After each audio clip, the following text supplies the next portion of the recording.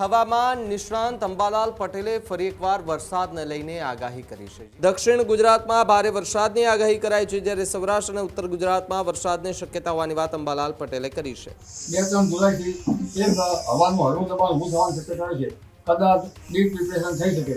તેના ભેજના લીધે પણ પૂર્વ મધ્ય ગુજરાતના ભાગોમાં ભારે વરસાદ થવાની શક્યતા છે। ચંદ ભાગોમાં લગભગ 5 જુલાઈ સુધીમાં તો ભારે વરસાદ થશે, પરંતુ 12 જુલાઈ સુધીમાં પૂર વરસાદ જોવા જઈએ તો 6 ઇંચ કે તેથી વધુ વરસાદ થવાની શક્યતા છે। ભરૂચ નવસારીના ભાગોમાં પણ ભારે વરસાદ થવાની શક્યતા છે। સુરતના ભાગોમાં પણ ભારે વરસાદ થવાની શક્યતા છે। કોઈ ભાગમાં પૂર આવવાની પણ શક્યતા છે।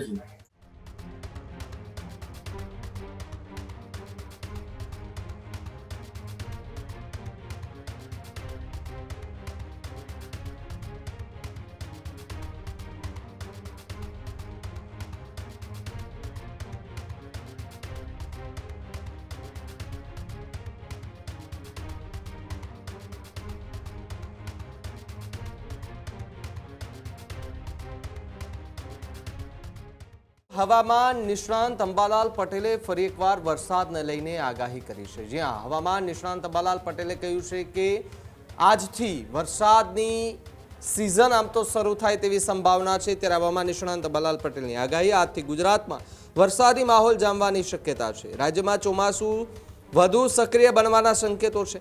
દક્ષિણ ગુજરાતમાં ભારે વરસાદની આગાહી કરાઈ છે, જ્યારે સૌરાષ્ટ્ર અને ઉત્તર ગુજરાતમાં વરસાદની શક્યતા હોવાની વાત અંબાલાલ પટેલે કરી છે। રાજ્યના અનેક વિસ્તારોમાં સારા વરસાદની સંભાવના હોવાની વાત અંબાલાલે કરી। મધ્ય ગુજરાતના કેટલાક વિસ્તારોમાં પણ ધોધમાર વરસાદ પડે તેવી સંભાવના સાથે જ ખેડૂતો જે છે તે વરસાદને ધ્યાનમાં રાખીને વાવણી કરે તેવી વાત અંબાલાલ પટેલે કરી। વરસાદી સિસ્ટમ મજબૂત બનતા ખેતી માટે રાહતના સંકેતો પણ વર્તાઈ રહ્યા છે। ગરમી અને ઉકળાટમાંથી લોકોને હવે રાહત પણ મળી શકે છે, ત્યારે વરસાદને લઈને ફરી એકવાર સૌથી મોટા સમાચાર મળી રહ્યા છે। હવામાન નિષ્ણાંત અંબાલાલ પટેલે આગાહી કરી છે। આજથી ગુજરાતમાં વરસાદી માહોલ જામવાની પણ શક્યતા છે, જ્યારે દક્ષિણ ગુજરાત અને સૌરાષ્ટ્ર ઉત્તર ગુજરાત માટે ભારે વરસાદની આગાહી કરતા અંબાલાલ પટેલ જે છે તે જોવા મળ્યા હતા। આગામી 48 કલાકમાં દક્ષિણ ગુજરાત અને સૌરાષ્ટ્રના ભાગોમાં વરસાદ થવાની શક્યતા છે। કેટલાક ભાગોમાં વરસાદ છે, પણ હજુ સૌરાષ્ટ્રના ઘણા ખરા ભાગોમાં વરસાદ ઓછો છે। આ ઉપરાંત બંગાળ ઉપસાગરમાં 2-3 જુલાઈથી એક હવાનું હળવું દબાણ ઊભું થવાની શક્યતા છે। કદાચ ડીપ ડિપ્રેશન થઈ શકે। તેના ભેજના લીધે પણ પૂર્વ મધ્ય ગુજરાતના ભાગોમાં ભારે વરસાદ થવાની શક્યતા છે। આ ઉપરાંત વડોદરાના ભાગો, મહીસાગરના ભાગો અને પંચમહાલના કેટલાક ભાગોમાં પણ વરસાદ થવાની શક્યતા છે। ચંદ ભાગોમાં લગભગ 5 જુલાઈ સુધીમાં તો ભારે વરસાદ થશે, પરંતુ 12 જુલાઈ સુધીમાં પૂર વરસાદ જોવા જઈએ તો 6 ઇંચ કે તેથી વધુ વરસાદ થવાની શક્યતા છે। કેટલાક ભાગો જળમગ્ન બની જવાની શક્યતા રહેશે। આ ઉપરાંત ઉત્તર ગુજરાત, સાબરકાંઠા અને અરવલ્લી, બનાસકાંઠા તેમજ મહેસાણા, પાટણ સમી હારીજ, પાટણ દસાણા ભાગોમાં વરસાદ થવાની શક્યતા છે। કેટલાક ભાગમાં હળવાથી વધુ વરસાદ થવાની શક્યતા છે। એમાં હળવા વરસાદથી લઈને 3 કે 4 ઇંચ જેવો વરસાદ થવાની શક્યતા છે। કચ્છના ભાગોમાં પણ લગભગ 2 થી 3 ઇંચ જેવો વરસાદ થવાની શક્યતા રહે। જો સિસ્ટમ મજબૂત હશે તો વધુ વરસાદ થવાની શક્યતા રહેશે।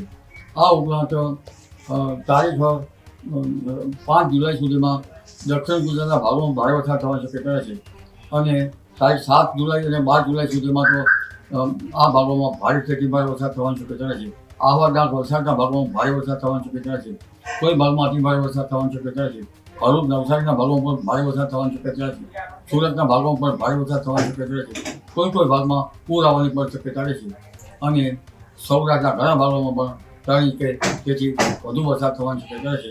અને એટલે આ સિસ્ટમના કારણે સમગ્ર ગુજરાતમાં ઘણા ભાગો વરસાદ થવાની શક્યતા છે। ખેડૂત ભાઈઓ છે ખેતરમાં ડ્રોન ઉડાવતા હોય છે, ત્યારે આપને એક પ્રશ્ન સતાવતો હોય છે કે જે આપણે અત્યાર સુધી જીપીએસ ટેકનોલોજીવાળા ડ્રોન વાપર્યા છે, જેથી કરીને મોબાઈલ ટાવર છે અથવા તો હાઈ ટેન્શન લાઇન પસાર થતી હોય, કોઈ વૃક્ષો હોય, ત્યારે જે જીપીએસ ટેકનોલોજીવાળા ડ્રોન છે એમાં ટકરાય અને ટ્રેસ થાય છે। પણ એગ્રીઓન લાવ્યું છે જીએનએસએસ ટેકનોલોજી ડ્રોન, જેથી કરીને એ ડ્રોન છે એ કોઈ જગ્યાએ ટકરાય નહીં, પોતાની રીતે જ ડિસિઝન લે છે અને મૂવ થઈ જાય છે, જેથી કરીને જીએનએસએસ ટેકનોલોજી ડ્રોન છે એ વાપરવાનો આગ્રહ રાખો। ત્યારે જ ન્યૂઝરૂમ ગુજરાતની યુટ્યુબ ચેનલને સબસ્ક્રાઇબ કરો અને ઇન્સ્ટાગ્રામ અને ફેસબુક પર ફોલો કરો. અપડેટ રહો, સત્યની સાથે રહો.